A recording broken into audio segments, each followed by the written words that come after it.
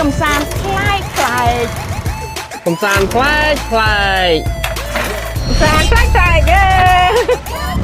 កំសាន្តខ្លាយខ្លាយយេ កំសាន្តខ្លែកខ្លែក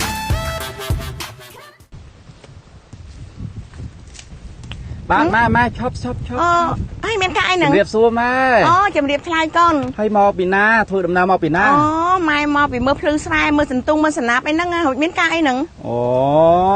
តាមស្កាត់ជួបម៉ែហ្នឹងណាស្មានណាចាឃើញម៉ែស្លៀកពាក់មិញស្មានតែទៅលេងសមុទ្រ មានណាម៉ែចាស់ហើយបើឲ្យម៉ែតែងខ្លួនតែចាស់ហ្នឹងវាកាន់តែចាស់អញ្ចឹងមានយើងស្លៀកពាក់រៀងខ្ជូតតិចមកវាឃើញក្មេងអញ្ចឹងទៅណា ចាម៉ែមានគេប្រាប់ខ្ញុំថាអញ្ចឹងម៉ែជាតារាសម្ដែងបាទជើងចាស់ហើយនិយាយពីភាពប៉ិនប្រសពវិញគឺថាឥតខ្ចោះតែម្ដងបាទរំដាប់តួម៉ែបាទហើយចេះមានគេប្រាប់មកខ្ញុំថាម៉ែសម្ដែងរើសតួណាតួចាស់ចាស់គឺសម្ដែងមិនងាយចូលមិនងាយត្រូវហ្មងមិនដែរម៉ែ អូនិយាយទៅអាហ្នឹងក៏វាសមយ៉ាងដែរដោយសារអីថាម៉ែវាចាស់ហើយ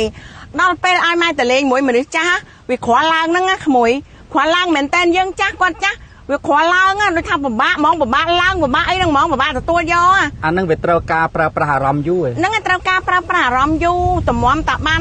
ចូលហ្នឹងមិនងាយចូលមិនងាយឡើងហ្មងណាមកសួរមកទៀតណា ហើយចាប់បើសម្ដែងជាមួយក្មេងៗ អូយអាហ្នឹងងាយហ្មងណាគឺឆាប់ឡើងហ្មងឡើងខ្លាំងហើយចូលក៏ចូលខ្លាំងដែរ វ៉ាវ ហ្នឹងហើយកូនដឹងអត់ ម៉េចទៅ ហើយ ឆ្លើយអីគេ ឆ្ងល់មែន ឆ្ងល់ អាយុប៉ុណ្ណឹងណាតែមិនដឹងទេ ឆ្ងល់អារឿងឡើងឡើងអីគេ អារឿងឡើងហ្នឹងគឺឡើងអូឡើងខ្លាំងគឺថាអឺ ហើយឆាប់ចូលហ្មង ឆាប់ចូលទៀត ឡើងណែនហ្មង ឡើងណែនហ្មង ឡើងអីគេ គឺឡើងវាយូរនោះអី